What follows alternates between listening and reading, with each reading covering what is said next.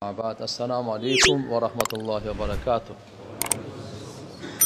Hurmatlı musulman bir tuğanlar, kadırlı mekendештер, barыңızдарга жараткан Алла Тааланын тынчтыгы, саламы, мээрими, райымы жана берекеси болсун. Бул илимдин мажлиси өтө берекелүү мажлис. Илимдин мажлиси периштелердин мажлиси. Алла Тааланын рахматынын мажлиси. Bunday majlisке катышканда адамдардын күнөөлөрү кечирилет, кечирилип эле калбай, күнөөлөрү соопко айланат. Риваяттарда келет, акырында бир чекеде отуруп эмеле келип калды эле десе, бул ушундай берекелүү мажлис анын да күнөөсүн кечирте берет дейт. Даже кечигип, акырында келип калса деле. Ушундай majlisке отурганга Алла Таала тоофик, мүмкүнчүлүк бергендигине жүрөгүбүздөн шүгүр кылышыбыз керек. Болбосо адамдар бүгүн ар жерде отурат. Бузулганга, бузганга ушундай отуруштарда отурат. Бактысыздыктын отурушу. Чоң зыян, чоң өкүнүч, кайгынын отурушу. Алхамдулилlah, мечиттин ичиндеги береке өзүнчө. İlim algan bereke al özünçö.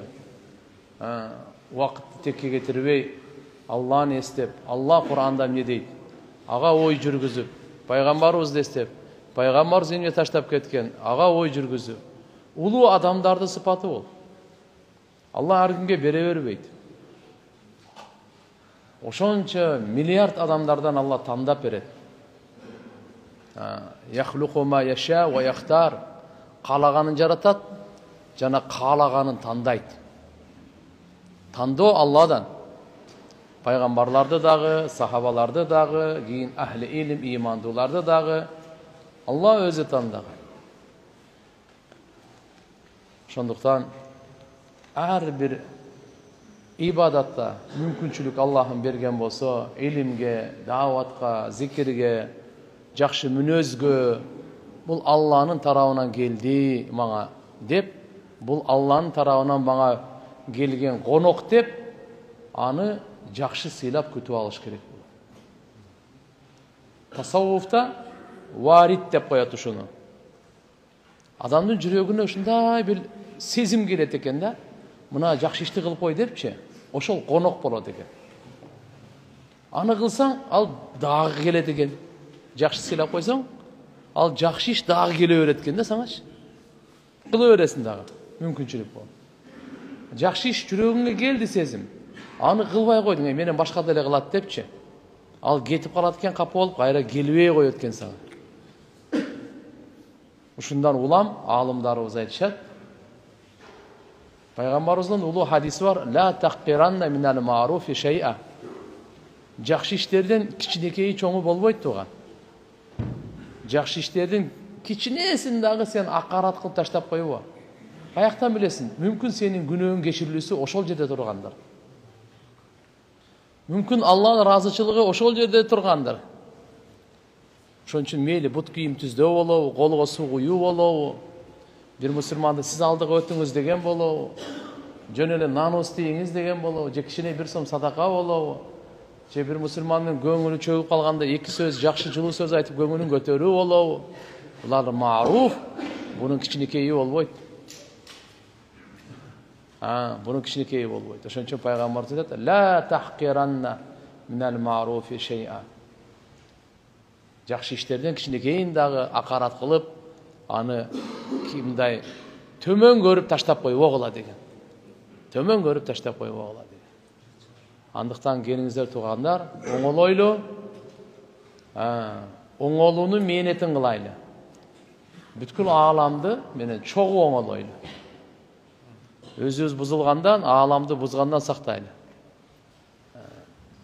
Анан қачан Пайғамбарыбыз саллаллаху алейхи ва салламдын алып келген нурлуу менети менен ғана адам баласы оңолот, түзделет, бактылуу болот, ийгиликке жетишет.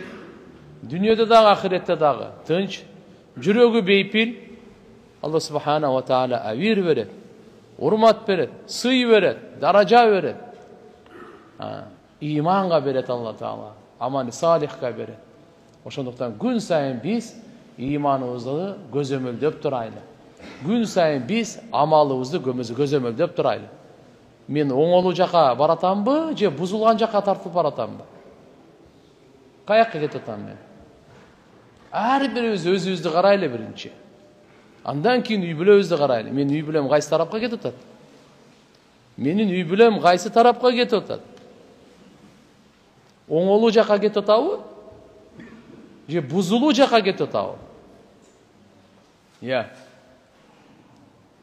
Ошондуктан иншалла биз ар бирибиз карайлы. Кур'ан-ы Каримде аят бар: "Лиман шаа минкум аятақаддама ау ятааххар." Силерден кимиңер кааласа алдыга жылсын, кимиңер кааласа аркага жылсын. Ман тақаддама каддамахуллах, ман тааххара аххарахуллах. Ким алдыга өзүн сунуштаса, иманга, амалга, жакшылыктарга, Аллах аны алдыга жылдыра берет экен.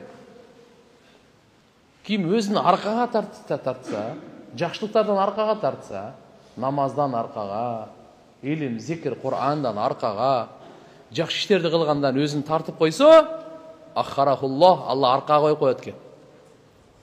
Ошондуктан биз өзүбүздү Алланын динине сунуштайлы. Я Аллах, ушу менен ахиретим курулсун, дүнүйөм курулсун деп. Пайгамбар саллаллаху алейхи ва салламды карап жашайлы. Түздөнүп жашайлы. Ээрчип жашайлы. Сүйүп жашайлы. Жакшы көрүп жашайлы. Аткарып жашайлы айтканына. Пайгамбарыбыз эмнеден тыйган болсо, боорукерлиги менен тыйган, бизге зыян болбосун депчи. Анадан тыйлайлы. Анын аркасында кырсык, кыйроо, бактысыздык, дозок. Ошон үчүн жөнөкөй эмес, биздин алдыбызда үлгү, өрнөк, мисал Пайгамбарыбыз саллаллаху алейхи ва саллям бар. Пайгамбарыбыздын сирасын ошон үчүн окуйбуз. Ушу илим кулагыбыз аркылуу жүрөгүбүзгө отурса экен. Жүрөгүбүз анан чечим чыгарса экен бардык денеге. Маалыматтын байланышы мээ менен эле болот, илимдин байланышы дене менен болот. Мүмкүн сизде маалыматыңыз бардыр, бирок сизде ал илим эмес ал. Маалыматыңыз бар, ал маалымат ал. Илимдикке бүткүл дене менен. Дененин ар бир мүчөсү Пайгамбарыбыз алып келген нерсеге такалсын. Ошого коюлсун. Ошого чыгалсын.